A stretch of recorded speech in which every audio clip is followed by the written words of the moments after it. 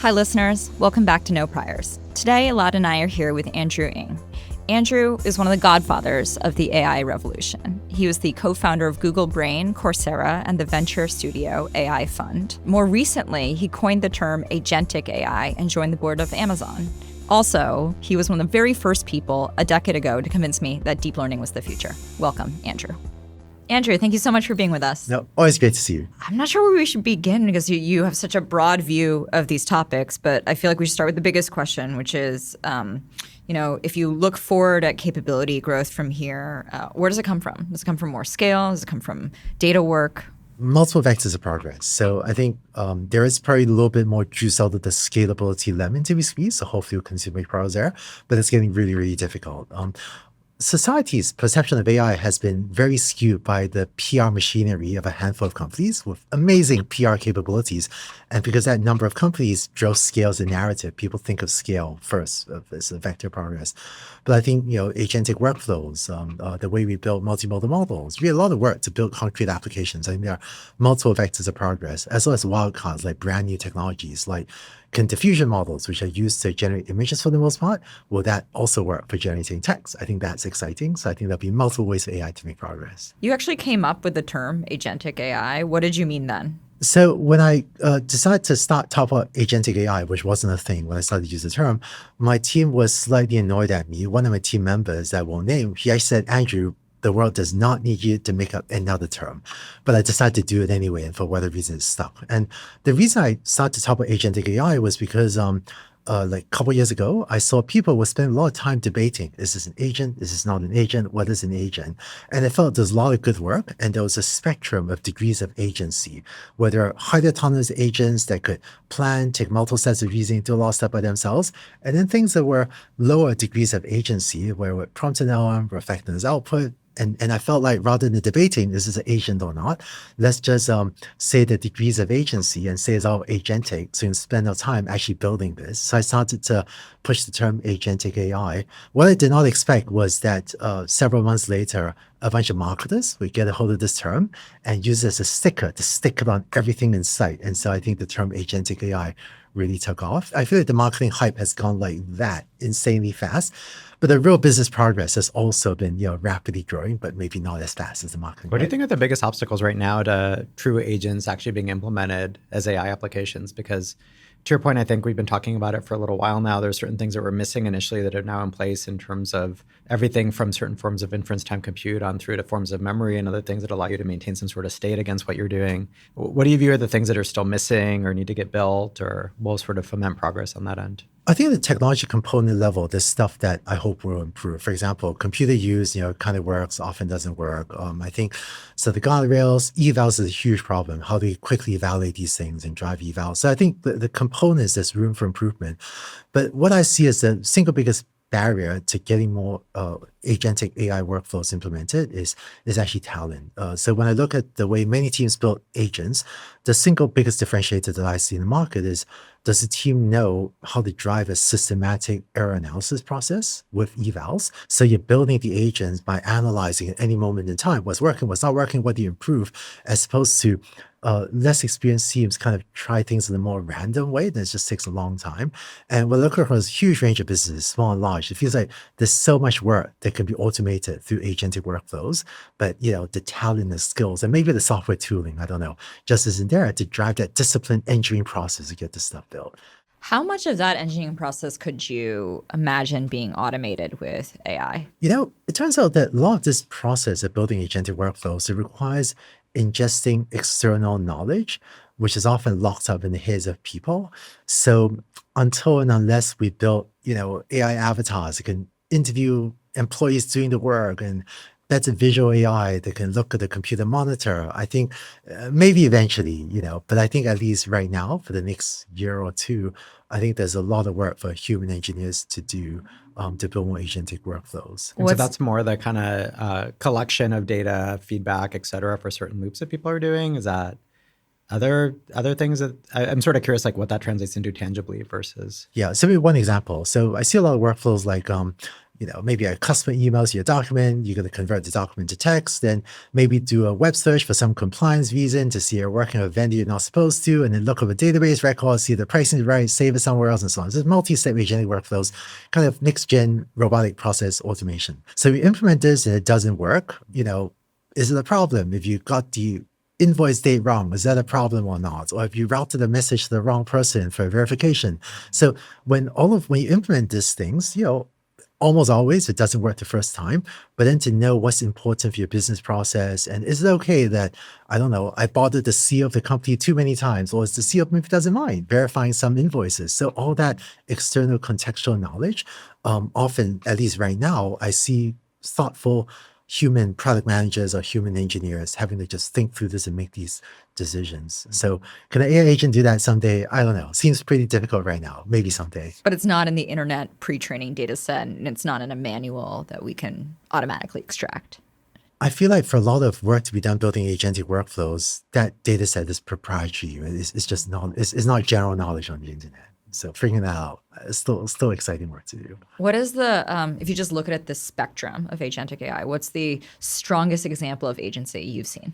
I feel like bleeding edge of agentic AI, I've been really impressed by some of the AI coding agents. So I think in terms of economic value, I feel like there are two very clear, very apparent buckets. One is answering people's questions.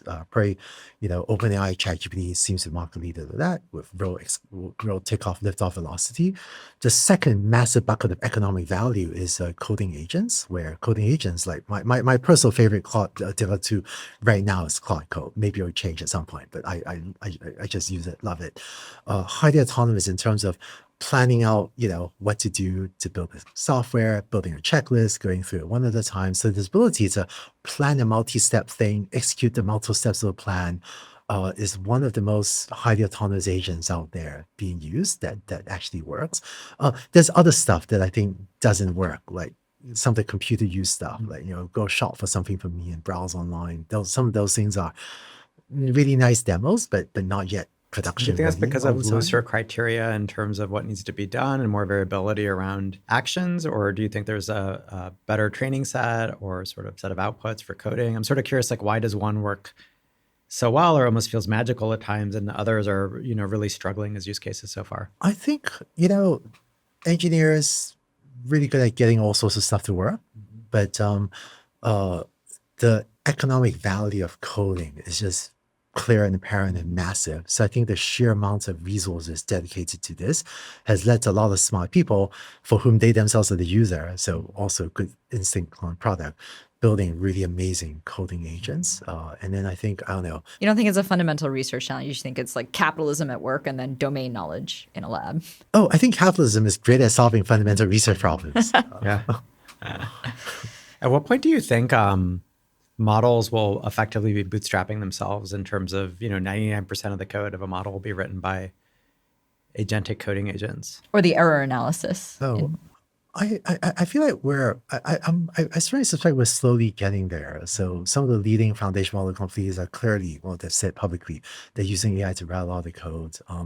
Maybe one thing I find exciting is AI models using agentic workflows to generate data for the next generation of models. So I think the Llama research paper talked about this, but older version of Llama would be used to think for a long time to generate puzzles that then you train the next generation of the model to try to solve really quickly without needing to think as long. So I find that exciting too. Multiple vectors of progress. It feels like AI is not just one way to make progress. There's so many smart people pushing forward in so many different ways. I think you have rejected the term vibe coding in favor of AI assisted coding. Like, what's the difference? I know I'm assuming you do the latter. You're not vibing. Vibe coding leads people to think, like, I'm just going to go to vibes and accept all the changes that cursor suggests or whatever.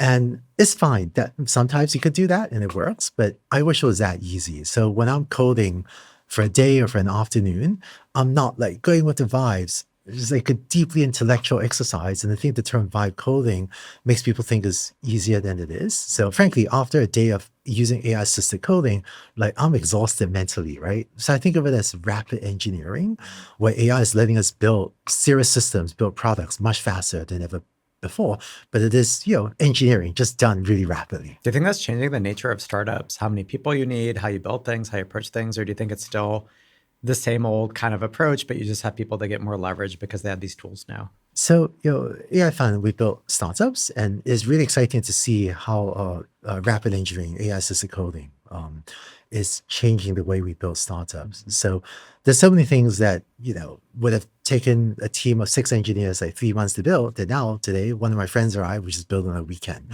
And the fascinating thing I'm seeing is if we think about building a startup, the core loop of what we do, right? I want to build a product that users love. So the core iteration loop is write software, it's that software engineering work, and then the product managers maybe go do user testing, look at it, go by gut, whatever, to decide how to improve the product.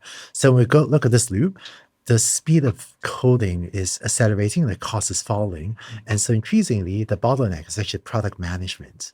So the product management bottleneck is now we can build what do we want much faster. Well, the bottleneck is deciding what do we actually want to build. And previously, if it took you, say, 3 weeks to build a prototype, if you need a week to get user feedback, it's fine. But if you can now build a prototype in a day, then boy, if you have to wait a week for user feedback, that's really painful. So I find my teams, frankly, increasingly relying on gut, because we go and collect a lot of data that informs our very human mental model, our brain's mental model of what the user wants. And then we often, have to have deep customer empathy, so we can just make product decisions like that, right? Really, really fast in order to drive progress. Have you seen anything that actually automates some aspects of that? I know that there have been some versions of things where people, for example, are trying to generate market research by having a series of bots kind of react in real time. And that almost forms your market or your user base as a simulated environment of users. Have you seen any tooling like that work or take off, or do you think that's coming, or do you think that's too hard to do? Yeah, so there's a bunch of tools to try to speed up product management. I feel like, the recent Figma IPO is one great example of design. AI hiding in it, Dylan did a great job. Then there are these tools that are trying to use AI to help interview prospective users. And as you say, we looked at some of the scientific papers on using a flock of AI agents to simulate a group of users and how to calibrate that. It all feels promising and early and hopefully wildly exciting in the future. I don't think those tools are accelerating product managers nearly as much as coding tools are accelerating software engineers. So this does create more the bottleneck on the product management side. It does make sense to me that my partner Mike has this idea that I think is broadly applicable in a couple different ways of like computers can now interrogate humans at scale. And so there's companies like Listen Labs working on this for like consumer research type tasks, right? But you could also use it to, understand tasks for training or for, the data collection piece that you described. When you think about your teams that are in this iteration loop, has like the founder profile that makes sense changed over time? To me, there are so many things that the world used to do in 2022 that just do not work in 2025. So in fact, often I ask myself, is there anything we're doing that today that we're also doing in 2022? And if so, let's take a look and see if it still even makes sense today, because a lot of workflows in 2020 don't make sense today. So I think today, the technology is moving so fast. Founders that are on top of Gen AI technology, that's tech-oriented product leaders, I think are much more likely to succeed than someone that maybe is more business oriented, more business savvy, but doesn't have a good feel for where AI is going. I think unless you have a good feel for what the technology can and cannot do, it's really difficult to think about strategy and where to lead the company. We believe this too. Yeah. Cool. Yeah. I think that's like old school Silicon Valley even.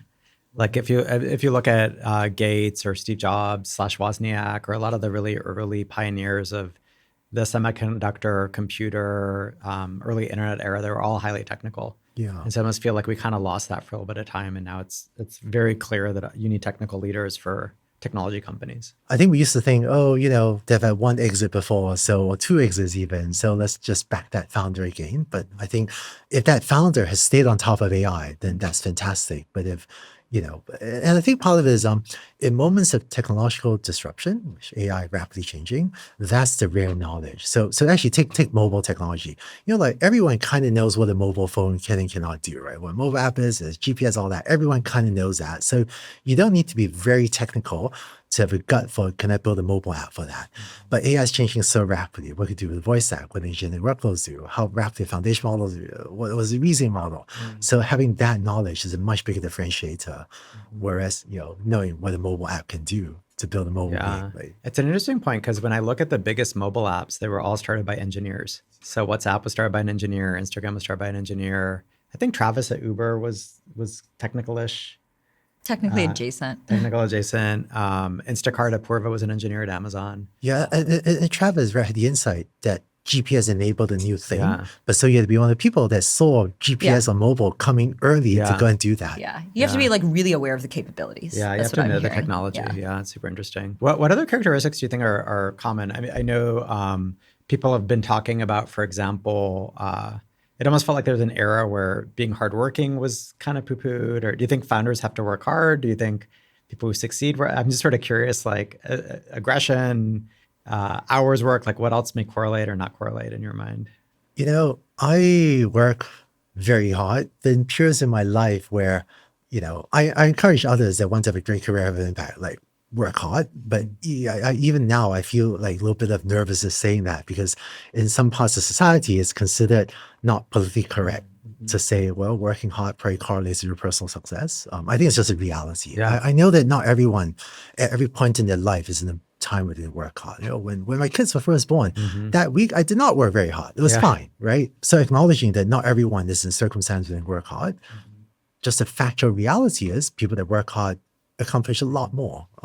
But of course, you need to respect people that aren't in a phase where they. Yeah, I'd say something maybe a little less correct, which is less politically correct, which is like I think there was an era where people thought like there was a statement that startups are for everyone, and like I do not believe that's true, right? I think like you're trying to do a very unreasonable thing, which is like create a lot of value impacting people very quickly. And when you're trying to do an unreasonable thing, you probably have to work pretty hard, right? And so I think that got very the sort of work ethic required to like move the needle in the world very quickly disappeared.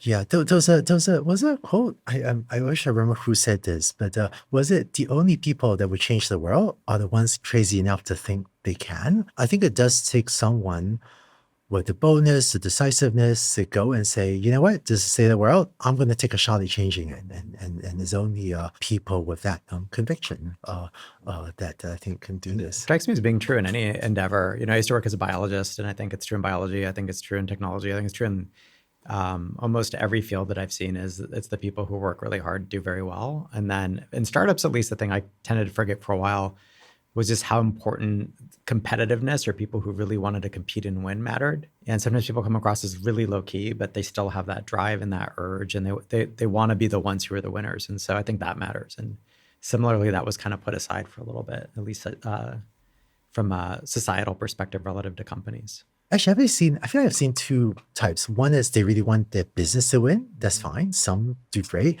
Some are they really want their customers to win. And they're so obsessed with serving the customer that works out.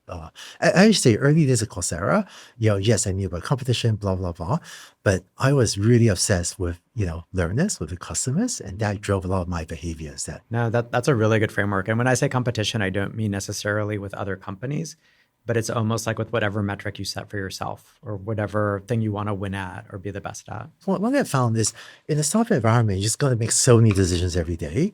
You just have to go by gut a lot of the time, right? I feel like, building a startup feels more like playing tennis than solving calculus problems. Like you just don't have time to think, just make a decision. And I feel like, so this is why people that obsess day and night with the customer, with the company, think really deeply and have that contextual knowledge that when someone says, do I ship product feature A or feature B? Yeah. Like you just gotta know a lot of the time, not always. And it turns out there are so many, to use Jeff Bezos' term, like two-way doors in startups, because frankly, you have very little to lose.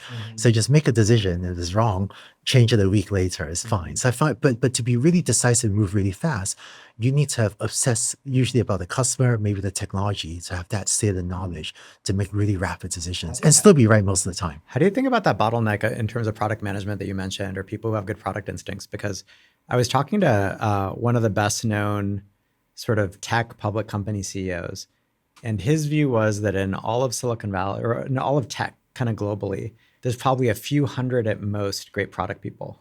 Hmm. Do you think that's true? Or do you think there's a broader swath of people who are very capable at it? And then how do you find those people? Because I think that's actually a very rare skill set in terms of the people who are, just like there's a 10x engineer, there's 10x product insights, it feels. Boy, that's a great question. I feel it's got to be more than a few hundred great product people. Maybe just as I think there are way more than a few hundred great AI people. Well, I think there are. But I think one thing I find is very difficult is that user empathy or that customer empathy. Because, to form a model of the user or the customer, there's so many sources of data. You run surveys, you talk to a handful of people, you read market reports, you look at people's behavior on other parallel or competing apps or whatever.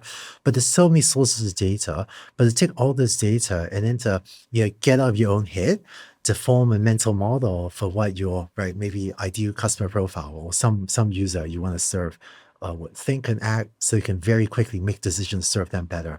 That human empathy. One of my failures, one of the things I did not do well in the early phase of my career, for some dumb reason, I tried to make a bunch of engineers product managers. I gave them product manager training. And I found that I just foolishly made a bunch of really good engineers feel bad for not being good product managers, right? But I found that one correlate for whether someone would have good product instincts is that very high human empathy, where you can synthesize lots of signals to really put yourself in the other person's shoes to then very rapidly make product decisions on how to serve them. Going back to coding assistants, it's really interesting. I think it is reasonably well known that the cursor team, they make their decisions actually very instinctively versus spending a lot of time talking to users. And I think that makes sense if you are the user and then your mental model of yourself and what you want is actually applicable to a lot of people. And similarly, I think these things change all the time, but I don't think Claude Code incorporates, despite, scale of usage, feedback data today from a training loop perspective. And I think that surprises people because it is really just what do we think the product should be at this stage? So it turns out one advantage that startups have is while you're early, you can serve kind of one user profile. Today, if you're, I don't know, like Google, right? Google serves such a diverse set of user personas. You really have to think about a lot of different user personas, and that adds complexity to the product changes. But when you're a startup trying to get your initial wedge in the market, if you pick even one human that is representative enough of a broad set of users, and you just build a product for one user that you have, or one ideal customer profile, one hypothetical person, then you should actually go quite far. And I think that for some of these businesses, be it Cursor or Claude Code or something, if they have internally a mental picture of a user that's close enough to very large prospective users, that you can actually go really far that way. The other thing that I've observed, and I'm curious if you guys see this in some of our companies, is just the floor is lava, right? The ground is changing in terms of capability all the time. And the competition is also very fierce in the categories that are already obviously important and have multiple players. So leaders who were really effective in companies a generation ago are not necessarily that effective when recruited to these companies as they're scaling, because the pace of is the velocity of operation or the pace of change. It's interesting to see you say, I'm looking at what I was doing in today and in 2022 and saying, is that still right? Versus if you're an engineering leader or a go-to-market leader and you've built your career being really great at how that's done, that may not be applicable anymore. I think it's a challenge for a lot of people. I know many great leaders in lots of different functions still doing things the way they were in 2022. And I think it's just gotta change. When new technology comes, once upon a time there was no such thing as web search. Today, would you hire anyone for any role that doesn't know how to search the web, right? And I think we're well past the point that for a lot of job roles, if you can't use LLMs in an effective way, you're just much less effective than someone that can. And it turns out everyone in my team AI fund knows how to code. For everyone has a GitHub account. And I see for a lot of my team members, when my, assistant general counsel or my CFO or my front desk operator, when they learn how to code, they're not software engineers, but they do their job function better because by learning the language of computers, they can now tell a computer more precisely what they want to do for them, and the computer will do it for them. And this makes them more effective at their job function. I think the rapid pace of change is disconcerting to a lot of people. But I guess, I don't know, I feel like when the world is moving at this pace, we just have to change at the pace of the world. Yeah, I've seen that, demands to your point, show up in hires, particularly around product. So, or product and design. So one sort of later stage AI company I'm involved with, they were doing a search for somebody to run product and somebody to run design. And in both cases, they selected for people who really understood how to use some of the vibe coding / AI assisted coding tools. Because they said your point, it's like you can prototype something so rapidly. And if you can't even just mock it up really quickly to show what it could look like or feel like or do in a very simple way, you're wasting an enormous amount of time talking and writing up the product requirements document and everything else. And so I do think there's this shift in terms of how do you even think about what processes do you use to develop a product or even pitch it, right? Like what should you show up with to a meeting when you're talking about a product? The whole for the first thing, time? apparently. It's completely changed. Yeah, no, you should have a prototype in some cases. Actually, just give an example. Recently, I was interviewing engineers for a role and interviewed someone with about 10 years of experience, full stack, very good resume. Also interviewed a fresh college grad. But the difference was the person with 10 years of experience had not used AI tools much at all. Fresh college grad had. And my assessment was the fresh college grad that knew AI would be much more productive. And I decided to hire them instead. Turned out to be a great decision. Now, the flip side of this is the best engineers I work with today are not fresh college grads. They're people with 10, 15 or more years of experience, but they're also really on top of AI tools. And those engineers are just completely in a class of their own. So I feel like I actually think software engineering is a harbinger of what will happen in other disciplines because the tools are most advanced in software engineering. It's interesting. One company that I guess both of us are involved with is called Harvey, and I led their Series B. And when I did that, I called a bunch of their customers. And the thing that was most interesting to me about some of those customer calls was because legal is notorious as being a tough profession for adopting new technology, right? There aren't a dozen great legal software companies. Those customers that I called, which were big law firms or people who were, quite far along in terms of adopting Harvey, they all thought this was the future. They all thought that AI was really going to matter for their vertical. And the main thing they would raise is questions like, in a world where this is ubiquitous, suddenly instead of hiring 100 associates, I only hire 10. And how do I think about future partners and who to promote if I don't have a big pool? And so I thought that mindset shift was really interesting. And to your point, I feel like it's percolating into all these markets or industries. And it's sort of slowly happening. But as industry by industry, people are starting to rethink aspects of their business in really interesting ways. And it'll take a decade, 2 decades for this transformation to happen. But it's compelling to kind of see how people, like the earliest adopting verticals in some sense that the people were thinking deepest about it. That should be really interesting. I think, I would share about legal startup Catalyst AI that AI Fund helped build. It's doing very well as well. I think the nature of work in the future would be very interesting. So I feel like a lot of teams wound up, outsourcing a lot of work, right? Partly because of costs. But with AI and AI assistance, part of me wonders is a really small, really skilled team with lots of AI tools, is that going to outperform a much larger, and maybe lower cost team that may or may not be. And they have less coordination cost. Yeah. So actually, so some of the most productive teams I'm on, that I'm a part of now, is some of the smallest teams than very small teams of really good engineers with lots of AI enablement and very low coordination costs because we're all together in person. So we'll see how the world evolves. Too early to make a call, but you can see where I'm maybe thinking the world may or may not be headed. I work with several teams now, one of which is called Open Evidence and has like a pretty good penetration, like 50% of doctors in the US now, where it's an explicit objective in the company to try to be as small as possible as they grow impact. And we'll see where these companies land because there's lots of functions that need to grow in a company over time. But that certainly wasn't an objective for like. I've heard that objective a lot. I heard that objective a lot in the 2010s. And there's a bunch of companies that I actually think underhired pretty dramatically or stayed profitable and would brag about being profitable, but growth wasn't as strong as it could be. So I actually feel like that's a trap. How would you calibrate about this? Yeah. It's basically really, it's almost, are you being lackadaisical or too accepting of the progress that your company's making because it's going just fine. It could be going much better, but it's still going great on a relative basis. And so you're like, I'll keep the team small. I'll be super lean. I won't spend any money. Look at me, how profitable I am. And sometimes it's amazing, right? Capital efficiency is great, but sometimes you're actually missing the opportunity or not going as fast as you can. And usually I think what happens is in the early stage of a startup life, you're competing with other startups. And if you're way ahead, it feels great. But eventually, if there are incumbents in your market, they come in. And the faster you capture the market and move up market, the less time you give them to sort of realize what's going on and catch on. And so often 5, 6, 7 years in the life of a startup, you're actually competing with incumbents suddenly, and they just kill you with distribution or other things. And so I think people really missed the mark. And you could argue that was kind of Slack versus Teams. That was, there's a few companies I won't name, but I feel like they're so proud of their profitability and they kind of blew up. I guess on the design side, that was Sketch, right? Remember? Yeah, Bohemian Coding, yeah. They were based in the Netherlands. They were super happy. They were profitable. They were doing great. And then the Figma wave kind of came. Do you think your companies stay this small? What? Do you think your teams stay this small? Do you think my team stay this small? Yeah. What do you mean?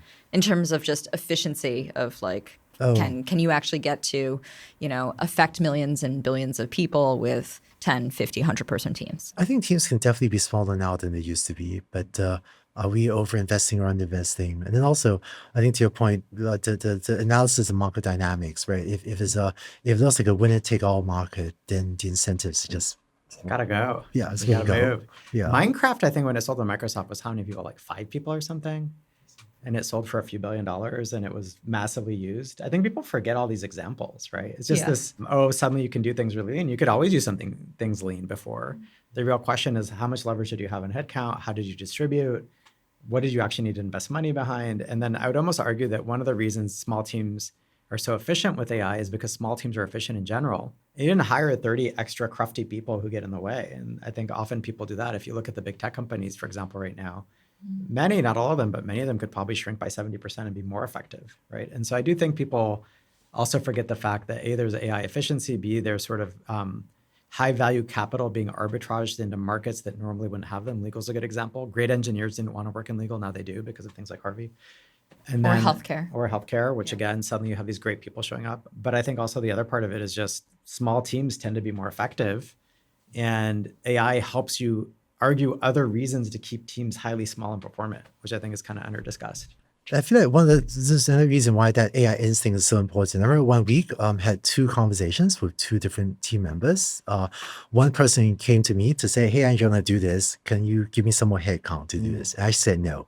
Later that week, I think independently, someone else, very similar, said, "Hey, Andrew, can you give me some budget to hire AI to do this?" I said, yes. And then so that realization is you hire AI, not a lot more humans for this. You just got to have those instincts. Yeah, that's so interesting. If you think of what's happening in software engineering as the harbinger for like the next industry transformations, you spend a lot of time investing at the application level or like building things there. What do you think is next, or what do you want to be next? I feel like there's a lot of at the tooling level. I'd actually prefer a ranked list, for while investing in this stuff. There's actually one thing I find really interesting, which is web economists doing a lot of studies on what are the jobs at highest risk of AI disruption. I think you're skeptical. I actually look at them sometimes for inspiration for where we should find ideas to build projects. One of my friends, Eric Brynjolfsson, right? He and his company Work Helix, which we're involved in, is very insightful in the nature. Yeah, I like him. Yeah, good, good. So I find talking to that sometimes useful. Although actually one of the lessons I've learned though is in lieu of top-down market analysis, I think AI in a target-rich environment. There's so many ideas that no one's worked on yet because the tech is so new. So one thing I've learned is AI fund, we have an obsession with speed. All my life, I've always had an obsession with speed, but now we have tools to go even faster than we could. And so one of the lessons I've learned is we really like concrete ideas. So if someone says, I did a market analysis, AI would transform healthcare. It's true, but I don't know what to do with that. But if someone, a subject matter expert or an engineer comes and says, I have an idea, look at this part of healthcare operations, and drive efficient all this. They go, okay, great, that's a concrete idea. I don't know if it's a good idea or a bad idea, but it's concrete. At least we could, very efficiently figure out, do customers want this? Is it technically feasible? And get going. So I find that at AI Fund, when we're trying to decide what to build, we screen a long list of ideas to try to select a small number that we want to go forward on.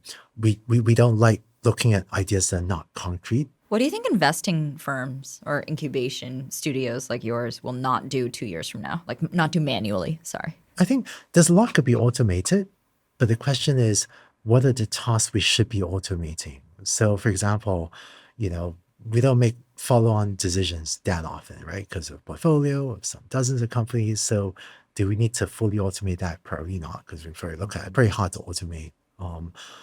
I feel like doing deep research on individual companies and competitive research, that seems ripe for automation. So I don't know. I personally use whether OpenAI's deep researcher and other deep researcher types of tools a lot to just do at least the cursory market research things. LP reporting, that is a massive amount of paperwork that maybe we could simplify. Yeah. I'm taking the strategy of general avoidance. Besides, basic compliance. One of my partners, Bella, she worked at Bridgewater before, where they had like an internal effort to take a chunk of capital and then try to disrupt what Bridgewater was doing with AI. And it's like, macro investing. It's a very different style, but I think it probably gives us some indications where the human judgment piece of our business, I think, is not obvious. Like, does an entrepreneur have the qualities that we're looking for when, your resume on paper or your GitHub or, what minor work history you have when you're a new grad? It's not very indicative. And so people have other ideas of doing this. Like, I know investors that are like, looking at recordings of meetings with entrepreneurs and seeing if they can get some signal out of like communication style, for example. But I think that part is very hard.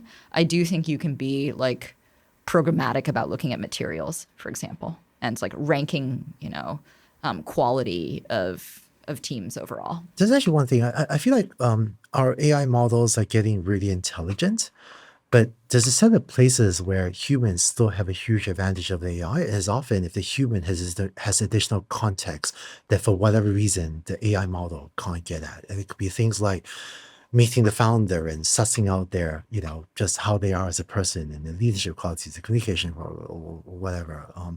And those things, maybe reviewing video, maybe eventually we can get that context in AI model. But I find that all these things, like as humans, we do a background reference check and someone makes an offhand comment that we catch that affects a decision, then how does an AI model get this information? Especially when, a friend will talk to me, but they don't really talk to my AI model. So I find that there are a lot of these tasks where humans have a huge information advantage still because they've not figured out the plumbing or whatever is needed to get information to the AI model. The other thing I think is like very durable is things that rely on like a relationship advantage, right? If I'm convincing somebody to work at one of my companies and they worked at a previous company and they trust me because of it or whatever reason, like, all the information in the world about why this is a good opportunity isn't the same thing as me being like, Sally, you got to do this. It's going to work. It remains to be seen whether or not company building is actually that correlated with investment returns. But I do think that side of it feels harder to fully automate. Yeah. I think like trust, because people know, and people do trust you. I trust you, right? Because you can only say so many things. It's very easy to lose trust. So that makes sense. Yeah. Actually, one thing I'm curious to get your take on is, we increasingly see highly technical people try to be first-time founders.